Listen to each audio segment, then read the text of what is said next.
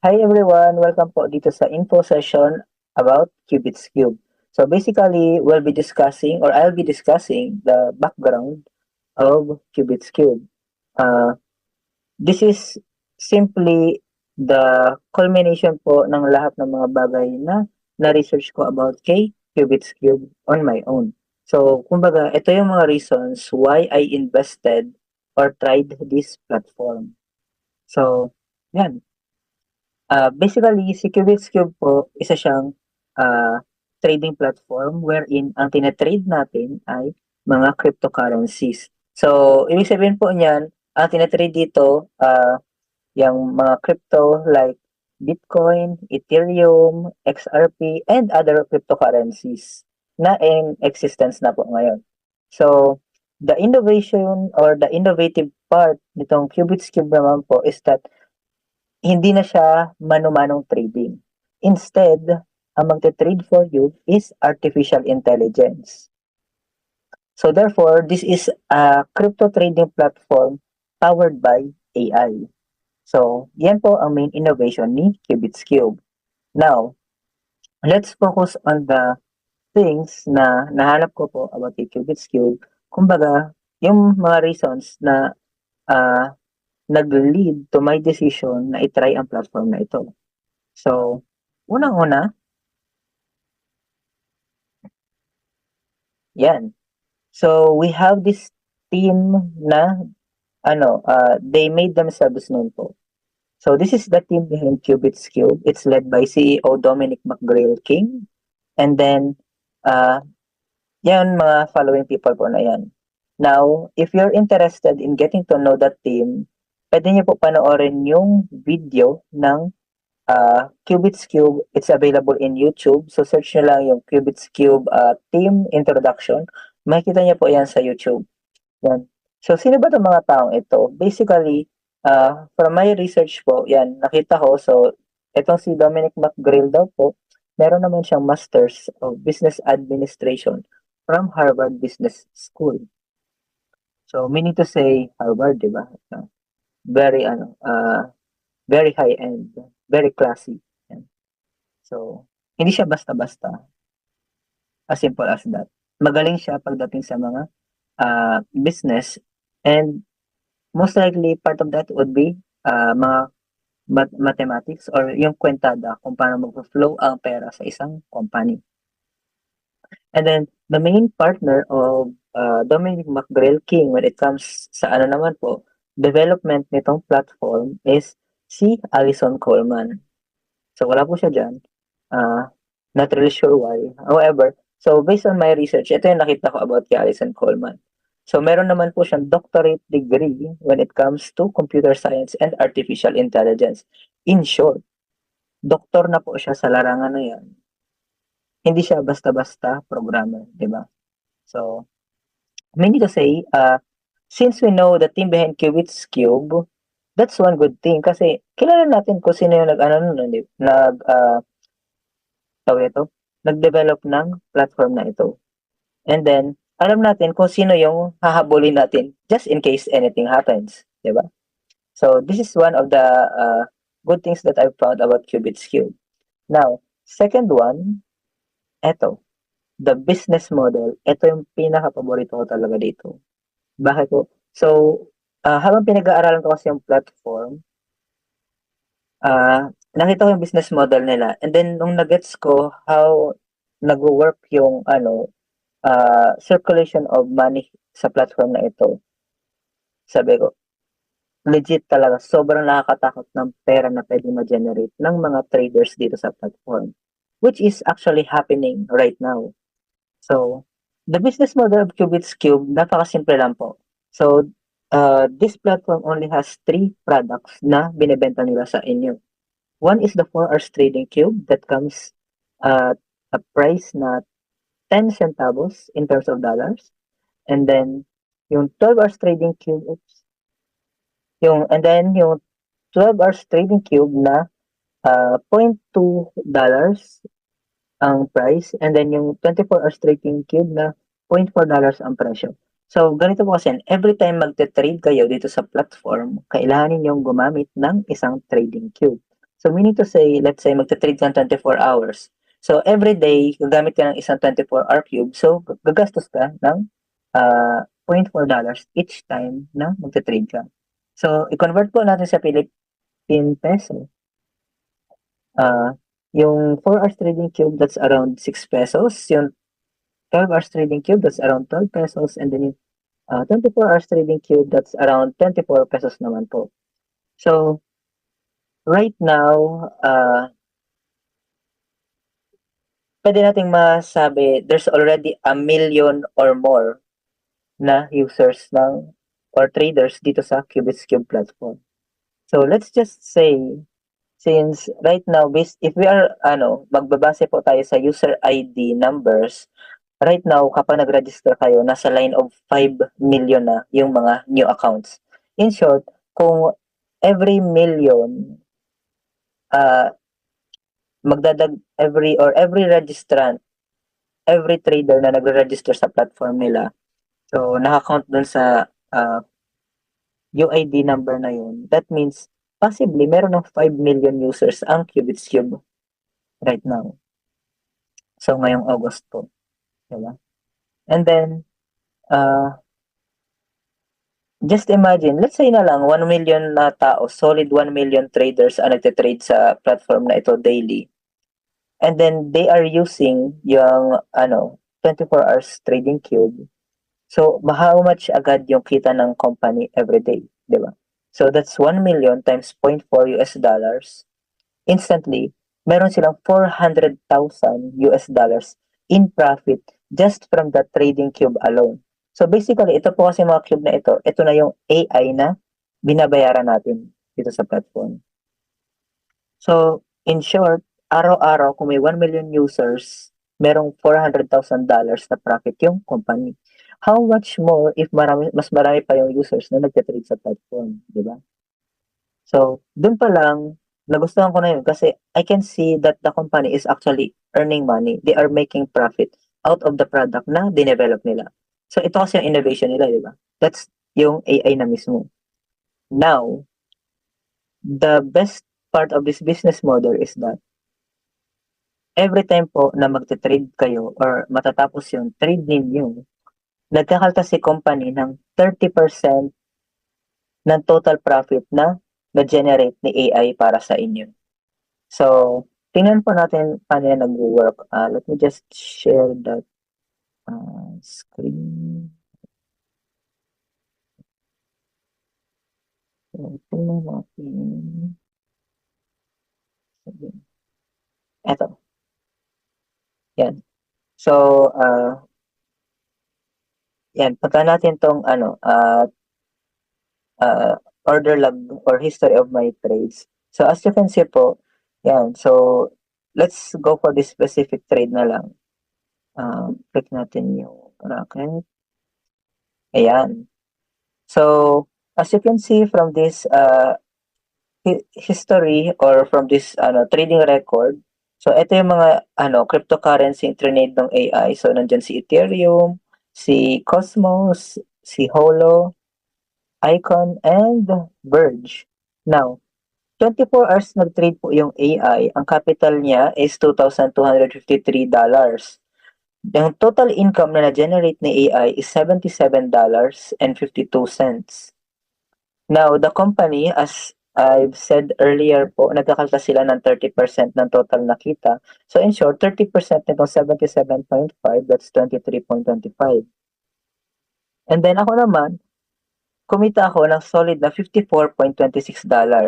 So, itong $54.26 po na income, yan na yung solid na pumapasok sa akin every time matatapos yung trade. So, malinis na yun na pumasok sa account ko. Diba? So, ako, I earned $54.26. Sobrang happy ko na. Diba? Isang araw, kumita ka ng $54.26, that's around 3,000 pesos lagpas. So, nasa Pilipinas ka, ganyan yung profit mo sa isang araw. Nag-trade ka, wala ka namang ginawa. For just 1 minute, nag-trade ka lang ng just 1 minute. And then, after 24 hours, anytime walang matapos yung trade, may ganyan kang kita. Sobrang solid, diba? Nasa Pilipinas ka lang. Now, Si company, kung makikita niyo, akala niyo 23.25 lang yung profit nila. Take note po, isang tao pa lang yan. Profit pa lang nila yan sa akin. So if you imagine na the company charges 30% sa lahat ng traders every time nagtitrade sila, what happens then, di ba? So let's say 1 million na tao, kinaltasan ng kumpanya ni Qubits Cube ng $23.25, instantly in just one day, kung yung $23.25 na yun, solid na papasok na sa kanila, meron silang $23.25 million in profit in just one day. So kung na-imagine niyo po, ah sa cubes pa lang nila, meron na silang profit.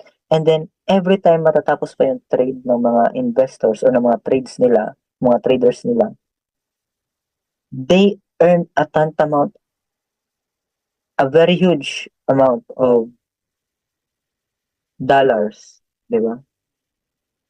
So, in short, ganun katindi yung kitahan ng kumpanya. And because I understood how that works, parang at the back of my mind, sabi ko, because sa anong ito sa tipo ng kitahan na ito, it's like, ano, they have less of a reason na to scam people. Kasi nga, imaginein mo, araw-araw ang laki, millions ang profit ng company. So in short, if they will scam people, mawawala yun. Yung flow of income na yun. Yes, may tatakas nila yung mga pera, pero at the end of the day, sayang nung na-generate nilang profit. Kasi this is trading, guys. All the profits come from the cryptocurrency market. So eto nga, yung 5 cryptocurrency na yan. And then if you scroll down sa baba, makikita mo yung mga trades na pinasok ng AI. So minsan isang lang crypto lang yung tine-trade niya, minsan dalawa, minsan pinagsasabay-sabay niya lahat, tatlo, and so on. So ito na yung lahat ng trades na pinasok ng AI for the past 24 hours in order for it na ma-generate yung $77.52 na profit. So, ganun kalupit. Okay, so let me just go back dun sa PowerPoint. Yan. Now, siguro may concern kayo, pero saan napupunta yung 30%, di ba? So, yung 30% po, may proper na allocation naman siya. So, it's allocated first sa research and development because Qubits Cube, they continue to improve yung platform. So, ngayon, napakaganda na, very user-friendly, very easy to navigate yung platform. And then, syempre, isama nyo na dun yung security features. Most likely, they pay people for cybersecurity and so on.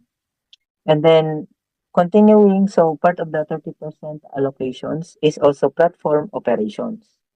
So, why platform operation po? Siyempre, di ba? Meron kasing mga people behind Qubits Cube. If you watch the introduction of the company na nasa YouTube or if nasa platform na kayo or nakalagay na kayo sa Qubits Cube platform, meron dyan media tab and then doon makikita niyo yung mga videos about Qubits Cube. So, if you watch the introduction, you'll be able to see na merong opisina talaga si Qubits Cube, merong people behind it, including the CEO and so on. So, meron silang 13-minute introduction na sa YouTube po. Pwede ninyo panoorin na lang. And then, final allocation of the 30% would be team building. Why team building? Kasi dito po pumapasok yung profit sharing. So, sabi dyan, up to 29% of profits are distributed to graded partners to stimulate their enthusiasm and expand the platform's user base. So, in-incentivize ni Qubits Cube yung mga tao na mag-invite. Kasi nga, what they want is more traders because more traders equals more profit sa company every day. Ganun kaganda yung nila, business model. So, pag-usapan po natin yung 29% na yan later on. Or, sige, punta na tuloy natin ngayon sa application. So, just share my screen. And then,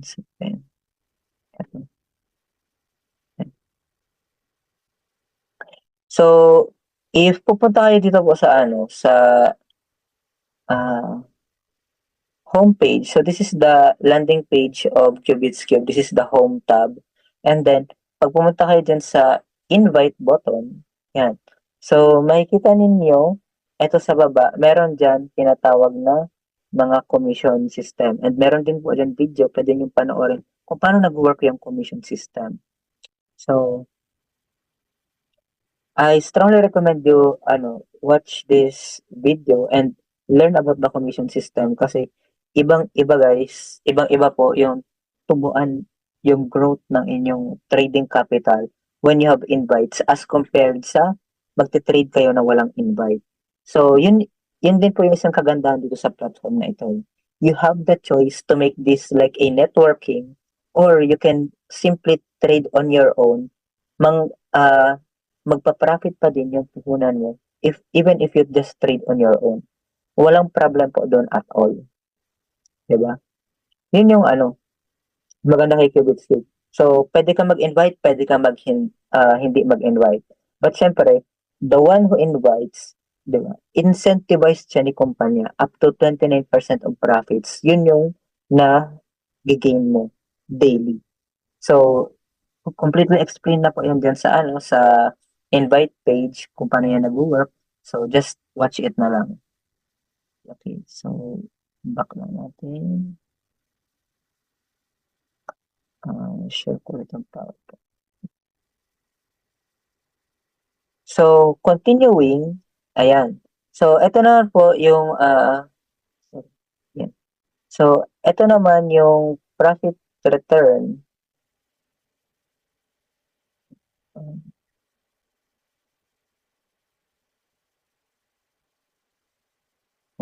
So, ito naman po yung profit return per cube ni Qubits Cube. So, every time nagte-trade kayo, ito yung potential profits dito.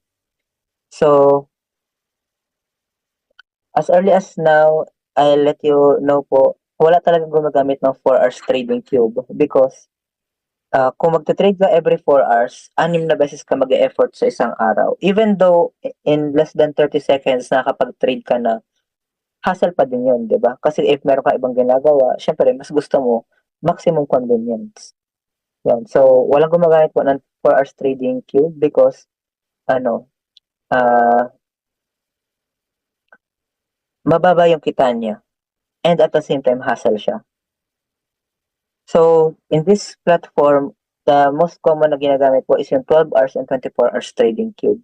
So, yung 12 hours trading cube, ang gumagamit po niyan are those mga traders na below $100 ang tinitrade nila. So, kapag mababa sa $100 ang capital mo po, kasi dito sa Qubits Cube, $10 ang minimum na investment. In just $10, makakapag-start ka na mag-trading sa platform na ito. So, pero yun nga, you will have to use 12 hours trading cube and then you'll need to be able to complete yung dalawang 24 hours na or dalawang 12 hours na trade sa isang araw in order for you na ma-achieve yung 1.9% up to 2.8% na profit. So, ito naman pong 24 hours trading cube, nandito yung maximum profits talaga. So, pag kino-compute mo mano-mano, there are times na it exceeds 3.1%. It goes higher than 3.1% ang profit niya. So, ito namang 24 hours trading cube, ang nakakagamit lang po nito is yung mga traders na 100 above na ang trading capital. So, in short, pag pumalo ka ng 100, it's best to switch to 24 hours trading cube. Pero kung magpupuhunan ka talaga 100 or higher, that's for the better kasi damang-dama ang kitahan talaga sa 24 hours trading. So, take note of that po, 1.9% up to 3.1%, but it can go even higher sa 24 hours trading. Yan. So, continuing, ito.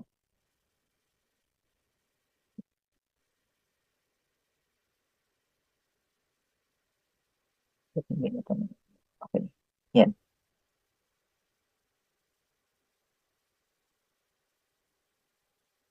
Yan. So, sa 24 hours trading po, I made projections ng kitahan dito. So let's say ikaw yung pinakamalas na tao in the whole wide universe. Every day, 1.9% or lowest yung profit margin mo sa pagte-trade mo araw-araw.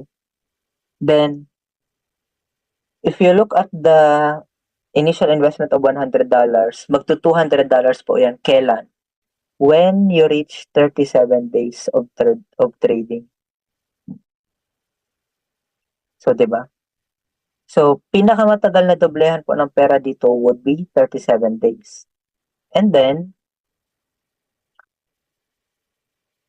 that's assuming din po na wala kayong time na sasayang. Meaning to say, every time mag-trade kayo, pagkatapos yung trade na ipasok nyo agad siya sa panibagong trade. So, kumbaga, very minimal or almost negligible ang time wasted ninyo. Kasi sa trading pong ito, naghihintay ka lang talaga ng oras. Now, all the time na yung pera mo is nasa balance mo lang, hindi siya nakatrade, that is time wasted, meaning money loss. Kasi hindi nagtatrabaho yung pera mo during that time. So, kung ano naman, if sabihin natin nasa gitna yung profits mo, 2.5%. Kasi random po yan from 1.9% to 3.1% or higher. Random yung value ng profit every day. Pero yan yung average range niya. So, let's say, if nasa gitna ka naman, let's say 2.5%, in just 28 days, magdodoble na yung pera mo. Pero, kung sagad yung swerte mo, let's say, nasa 3.1% yung profits mo daily, sobrang swerte mong tao, in just 23 days, magdodoble na yung pera mo. So, that's the fastest your investment can double sa 24 hours trading. Ganun kabilis. Pero, yun nga po, hindi natin yan pwedeng asahan because,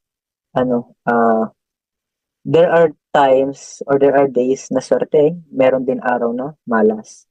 So, pinaka-safe talaga yung nasa gitna kasi may araw na swerte, may araw na nasa gitna lang, may araw na malas. So, kung i-balance mo yun, nasa gitna yung mo, nasa gitna yung pinaka-safe assumption. So, we can assume na every 30 days ganyan or 1 month, posibleng dumoble yung pera mo. So, it can be earlier or longer. Now, okay. So, continuing, the biggest question of all, diba? Is this a scam? So, kung scam po si Qubits Cube, so based on my research, yan. So, ito, mga nahanap ko lang din naman po ito sa, sa online. And then, I just tried to prove the authenticity. So, sabi kasi dito, yan. So, sabi, Qubits Cube na mismo yung nag-release ng documents na ito, mga legal documents daw nila. So, first is itong, nasa fincen.gov. So, that's Financial Crimes Enforcement Network.gov, which is, when I check, it's an official website of the US government. And then, so, chinek ko po yan, trinay kong i-check yung website na yan. So, eto yung nakita ko. So, sa fincen.gov, search mo daw yung Qubits Cube LLC na legal name.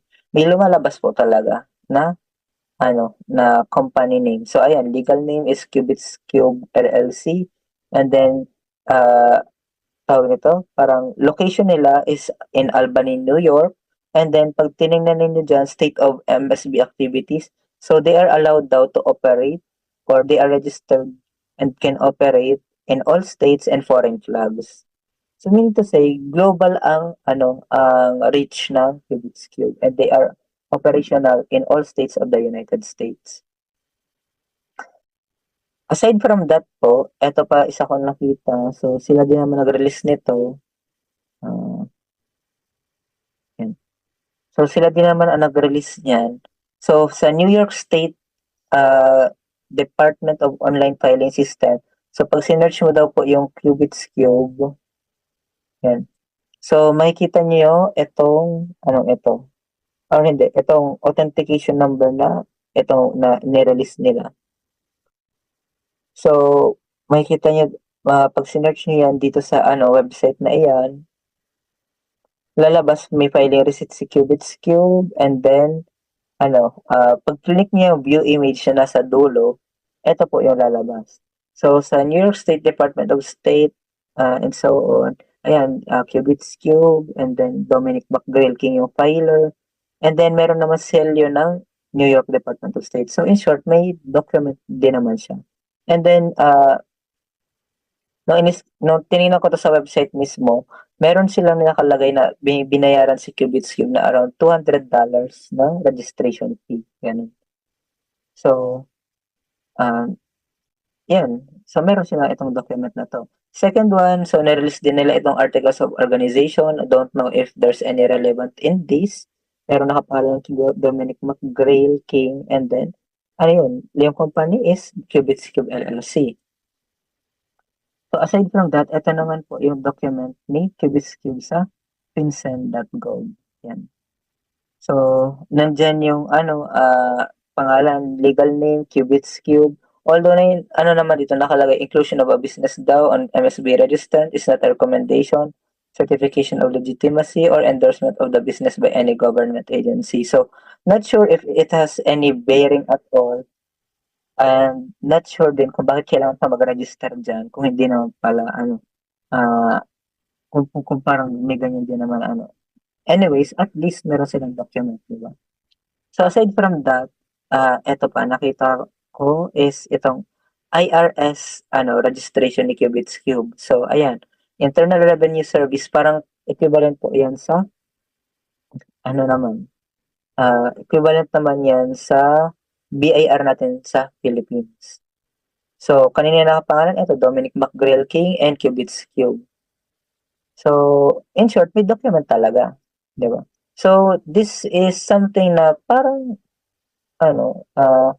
okay naman, although I'm not very great at verifying documents, pero kung legit man 'to, eh, solid talaga, 'di ba? At least may document talaga si Qubits Cube, 'yan. And then aside from that, so one of the things na nakita ko din is that Qubits Cube is a partner of Binance and OKX. So kasi 'pag tiningnan mo po sa platform, meron talaga diyan banner announcement yung Qubits na partners daw sila ni Binance and OKX, and based naman sa sa historical trading ko, nakikita mo talaga 'pag nag-check ka ng mga order logs. So, for a very brief period after you click yung order log, makikita mo magfa-flash yung Binance sa sa screen or dun sa may chart ng specific cryptocurrency. So, in short, parang the main trading of the AI occurs in Binance. So, Binance po nangyayari ang trading ng AI. And then, bakit kailangan pang i-partner si OKX? So, personally, tingin ko lang po ito, if mag-down man si Binance, so let's say kailangan lang mag-server maintenance or something, pwede mag-transfer yung trading kay OKX so that uninterrupted talaga yung trading experience dito sa Qubits Cube.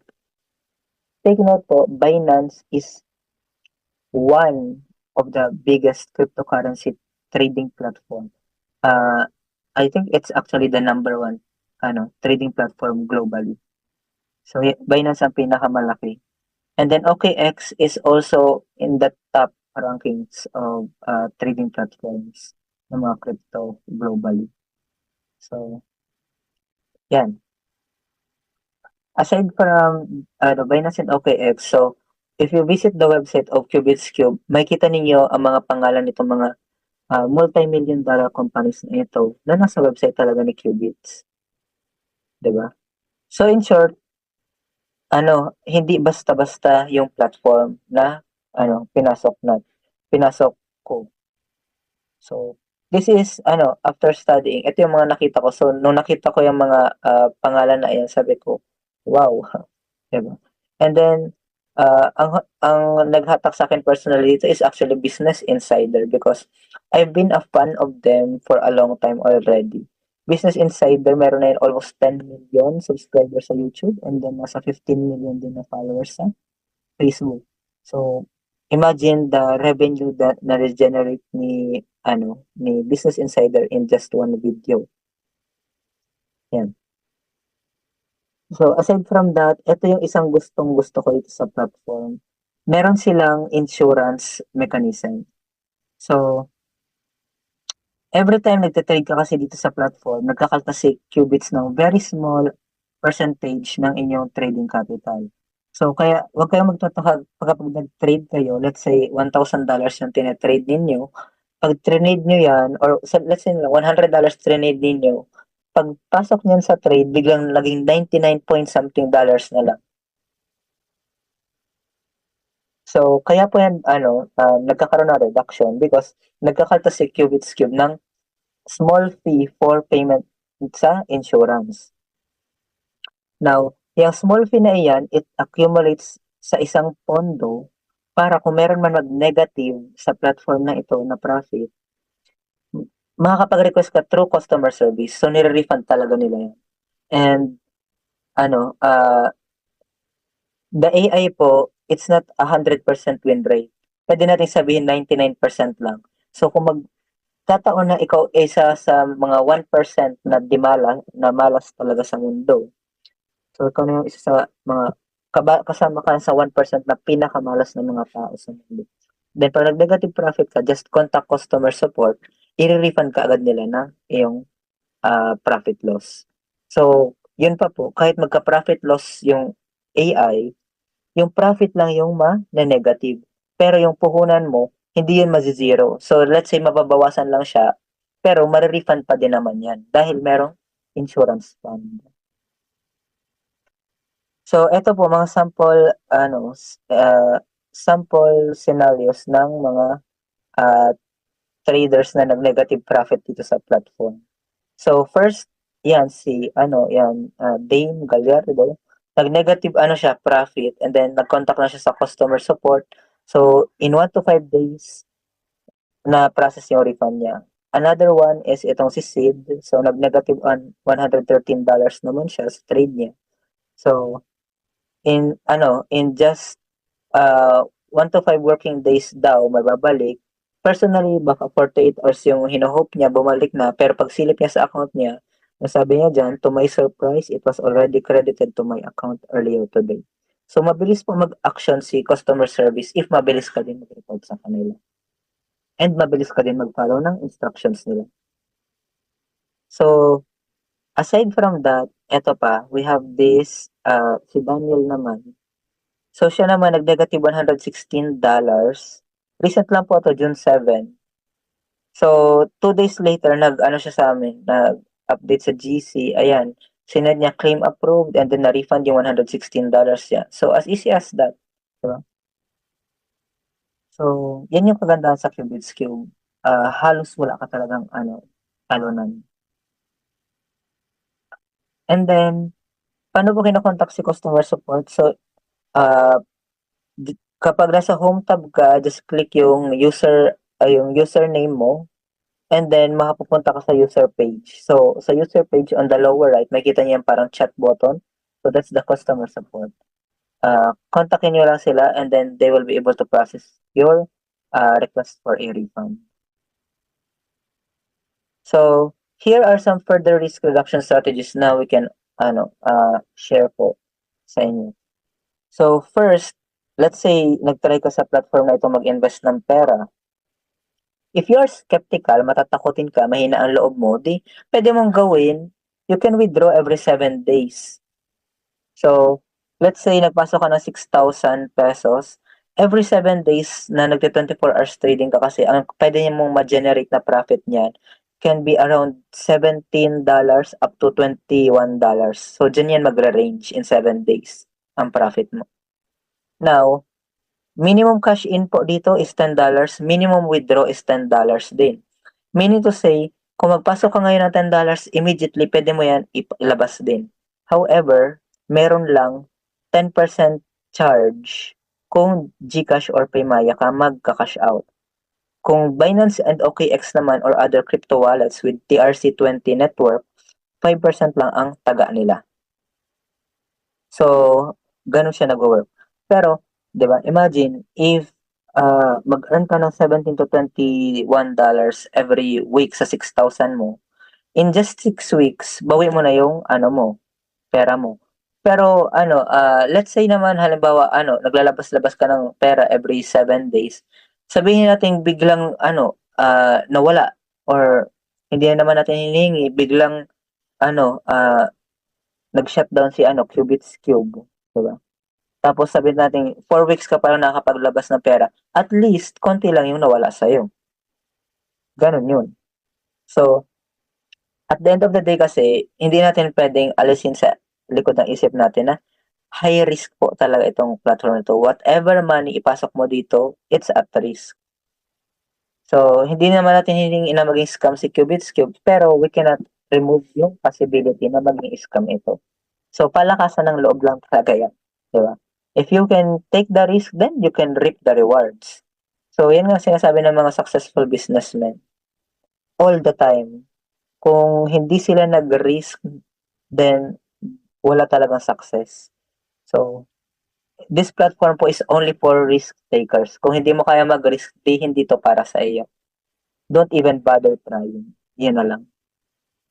So, kung kaya mong i-take yung risk, another discard na pwede mo gawin para ano, lessen yung ano, or ma-reduce yung risk sa'yo. Let's say, nagpasok ka ng 6,000, padoblehin mo, once magdoble iyan, lakasan ng loob na lang. Once magdoble yan, ilabas mo na yung kalahati, and then, pabayaan mo na yung tubo sa loob. So, yung tubo na yun, kung hanggang saan siya umabot, kung magatasan mo na magatasan si Cubits Cube, then that's for the better, diba?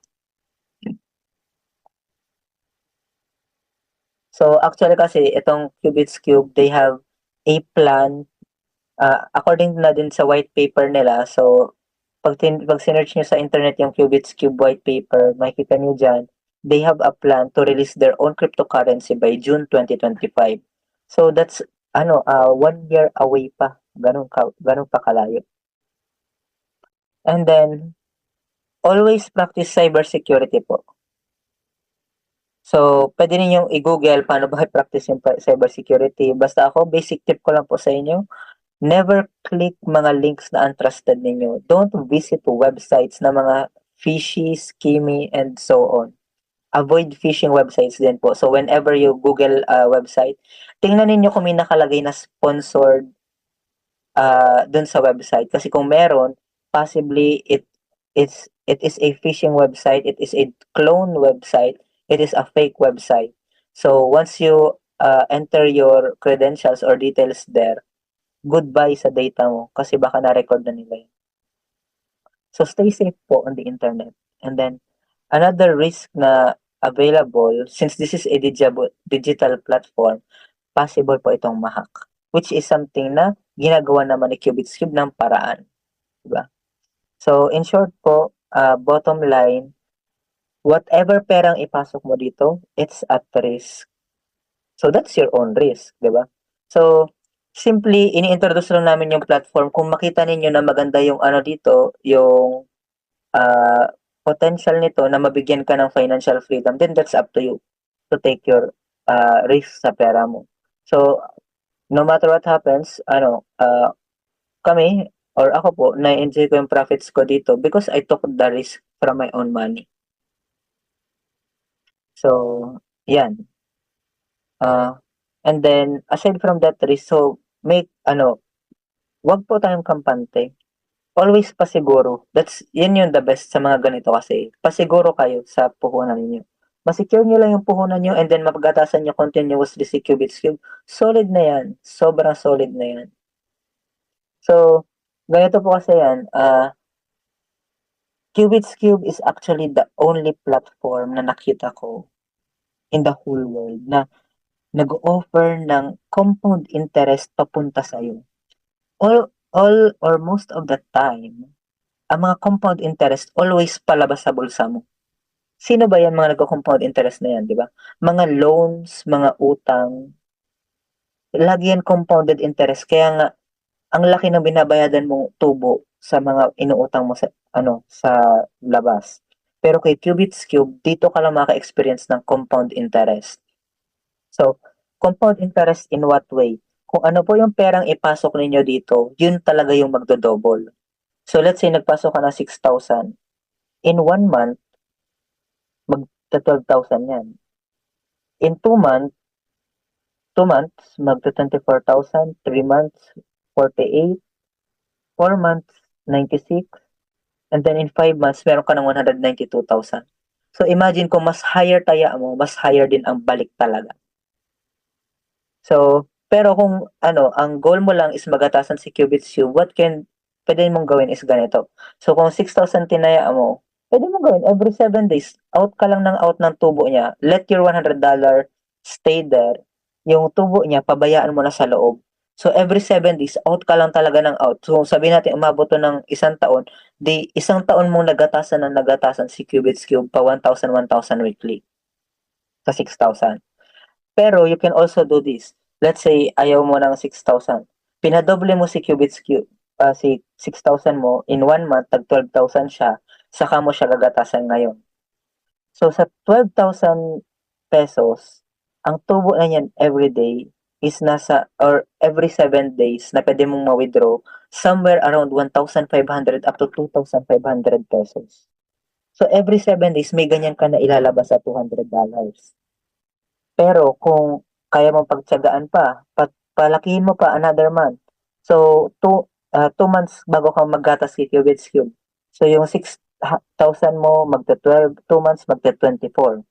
Sa 24,000, ang mapaprofit mo na niyan every week or every 7 days, ano na, kaya mo nang kumuha 2,500 up to 4,500 pesos.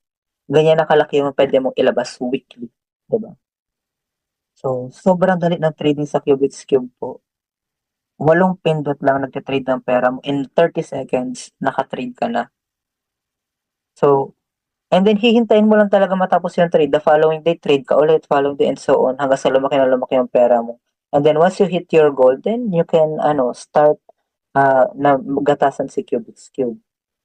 Or kung gusto mo lang padoblein pera mo, labas mo agad, pwede din naman. There's nothing for you to to lose kung mailabas mo na talaga yung puhunan mo. Yun lang naman. Ng continuing, so kumpleto din po ng online presence si Cubits Cube. Meron siyang YouTube, Twitter, Facebook, Telegram, and sariling website. Pwede niyo na lang yan i-check. Aside from that, meron din online articles published about Cubits Cube. So one of the thing I like the most is that yung article ni Yahoo Finance, because bata pa ako, I've already been aware of Yahoo, and then nung nakita ko tong article ni Yahoo about Cubits Cube, so sabi ko, there's really may something talaga tong Cubits Cube, kasi nga, bakit magpa-publish ng article itong mga websites na to, and still continuing, padami pa ng padami yung articles about Cubits Cube online, kasi nga, may something talaga siya. Yan. So, I think that ends the background of Cubits Cube. I hope na may naintindihan po kayo. So, malinaw sa inyo yung explanation. Yan. So, that's it for me. Thank you po.